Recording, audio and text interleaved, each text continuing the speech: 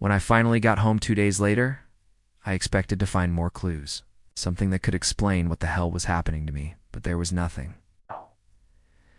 Nothing except for the overwhelming feeling that I was being watched. The whole house felt smaller somehow. Darker, the shoes were gone, so was the mirror. And aside from the lingering scent of mildew and decay, nothing had changed. It was like whatever had invaded my life hadn't actually been there at all. I searched every room, found nothing. But outside, I saw this. At first, I assumed it was from construction. There was work being done down the street. But when I went closer, I realized the holes weren't random. They followed a pattern. The spacing between each divot was identical. They formed lines, and the lines spelled out a message.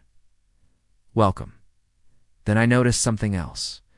The ground beneath the message wasn't disturbed. The grass and soil were carefully cut out. And underneath that, the dirt was packed hard. It was obvious someone had been standing there for a long time. But why? Why dig into the ground like that? As if bracing for impact, as if expecting to be buried. I reached down and ran my fingers through the loose dirt. There was something in the gritty residue on my fingertips, a thin coating of pollen mixed with something else. Wet, brown, and impossibly familiar. Rotting leaves. I drove back to my sister's that night. I needed her. Even if she couldn't help, I figured staying with her was safer than staying alone. But when she answered the door, I saw a flicker cross her face. Surprise. Confusion. I pushed it away. I just hadn't seen her in a while. And before she let me in, she stepped aside. She hesitated, then dropped something into my outstretched arms. A crumpled piece of paper. I opened it. The note read, "You're safe now. Don't worry." I smiled weakly. I thanked her and walked inside. But that night, I couldn't sleep.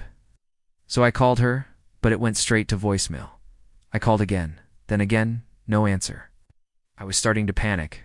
I grabbed my keys, threw open the door, but I stopped dead in my tracks. There was a car in her driveway, a sleek black sedan I recognized instantly.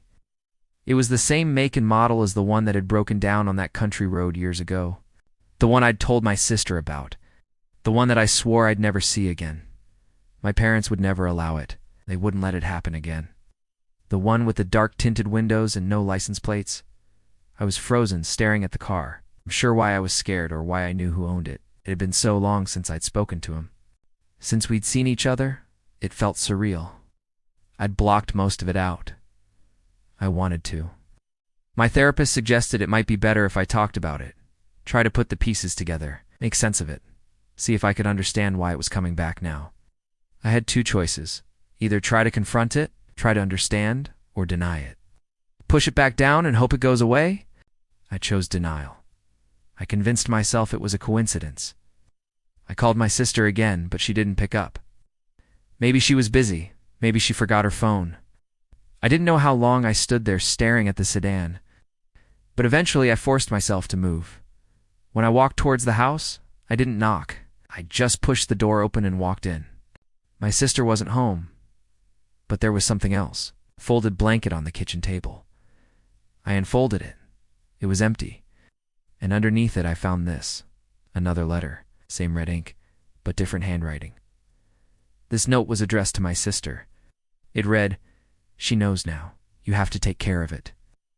I was frightened, confused. What does it mean? Who wrote it and why? We were both here. Neither of us knows anything about the other's life. For all she knows, I could be completely crazy. I had to find answers, had to know what was going on.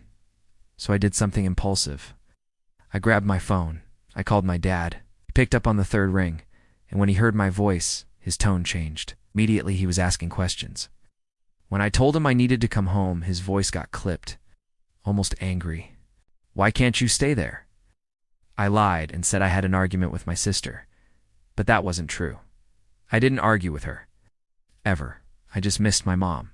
I needed her help. I needed to know if this was affecting her too. I drove home that night, afraid of what I might find. I imagined having to call 911, explaining that my family had vanished. But when I arrived, everything looked normal. The lights were on. My car was parked in the driveway. I knocked on the door. Mom answered.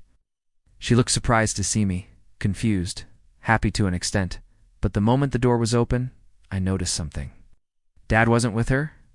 Where's Dad? She asked. I shrugged and walked inside. I greeted my dad coolly. I was mad at him for not answering my calls. Mad at Mom for letting him? I knew it was stupid. They were probably busy. But maybe it was also intentional. They were avoiding me. I asked again where they were going last night, but my dad just sighed. He said they were visiting Aunt Sarah, and suddenly I understood. That's why they ignored me. That's why they avoided my calls. It wasn't personal. It wasn't targeted. It was my imagination. I was just making things up. And after 4 years, the hallucinations were finally over. I breathed a sigh of relief. Everything was normal again. Everyone was healthy. My life was fine. There was nothing to worry about. And I didn't have to share my story. It was mine alone. I was grateful. I was happy. I never had to explain what happened to me in the hallways. Never had to convince anyone that the stranger in the mirror wasn't theirs. And I'm still grateful for that. But sometimes when I least expect it, I'll smell leaves and earth.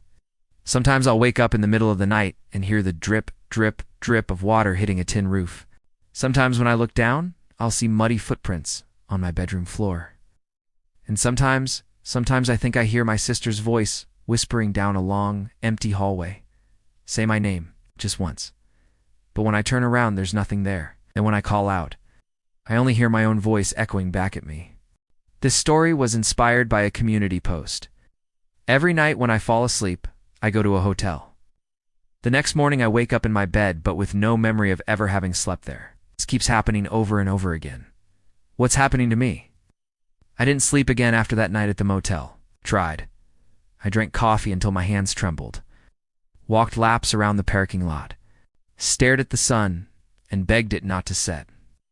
But when night came, when my eyes finally gave in, I dreamt. There was no transition, no drifting. One blink, and I was standing in the hallway again.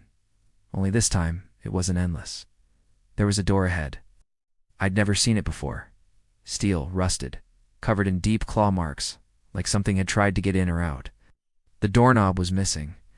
In its place, a hollow, circular hole, just wide enough to fit a hand. I looked behind me.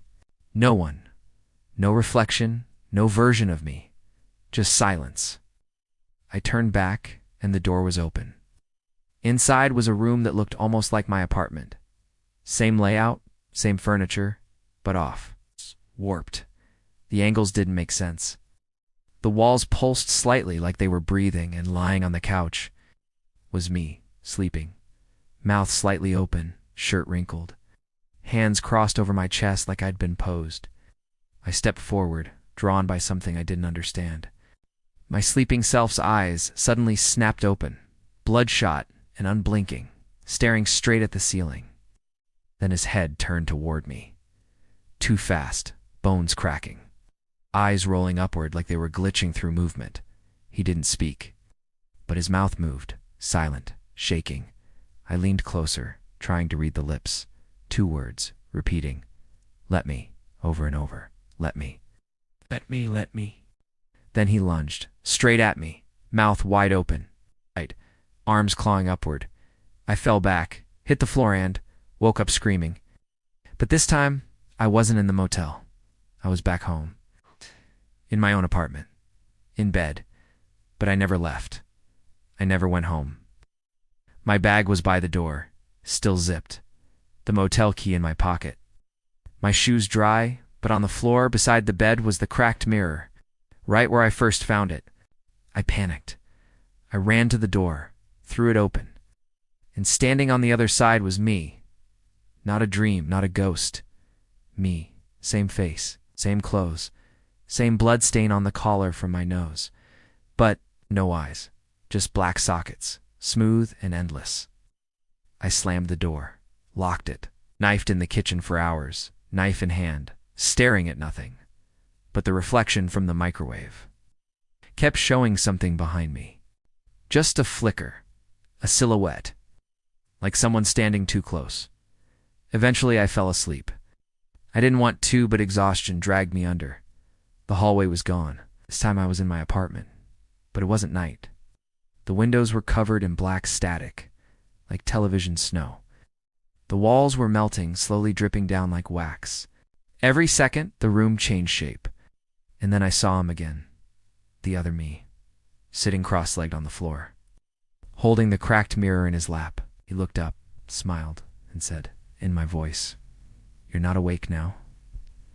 I looked down. My hands weren't my own. They were pale, rotted, fingers thin like bone.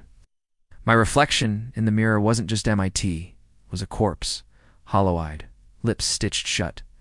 And from the ceiling, dripping like water, was mud, falling, coating my skin, and something grabbed my ankle and yanked hard, and I woke up, sitting on the kitchen floor, holding the cracked mirror, covered in muddy water. I don't remember falling asleep anymore. I don't even know when I'm asleep. There's no line, no moment. I'll blink in suddenly. The lights are different. The walls are breathing, and I realize I'm back in that other place. It's not the hallway anymore. That's gone. Now it's my apartment, but wrong. Tilted. Warped. It shifts every night like it's being rebuilt from memory. Sometimes the door is in the ceiling. Sometimes there are two couches facing each other. Sometimes there are no windows, but he is always there. The other me. He doesn't hide anymore. He stands in the kitchen, smiling, or he sits at my desk, typing something on a keyboard that isn't plugged in. One night I caught him watching a blank screen for hours, just sitting there, breathing. Except he doesn't blink unless I do. I started testing it. I'd stare into his eyes, not move, not blink. And he wouldn't either. Now for 5 minutes, 10, until my eyes burned. Then, when I finally had to blink, he would blink right after me, and smile wider. I tried to destroy the mirror, smashed it in the bathtub, wrapped the pieces in towels, dumped them in the trash behind the grocery store down the street. It didn't matter. The next morning, it was back. Sitting in the chair by the window, clean whole. I didn't touch it again. But every night after that, the mirror had moved slightly, closer, always closer. 3 days ago, I looked into it and didn't see myself anymore. Not really. It looked like me, but not the way a mirror reflects. It was recorded like a few seconds behind, like I was being studied from a memory. I raised my hand, and the reflection delayed, then moved, then held up a note I hadn't written. In my handwriting. I'm not stuck in the dream. You are. That night, I woke up, sitting on the kitchen floor, holding the cracked mirror, covered in muddy water. I don't remember falling asleep anymore. I don't even know when I'm asleep. There's no line, no moment. I'll blink in suddenly. The lights are different. The walls are breathing. I realize I'm back in that other place. It's not the hallway anymore. That's gone. Now it's my apartment, but wrong. Tilted.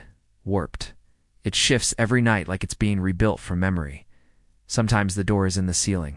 Sometimes there are two couches facing each other. Sometimes there are no windows.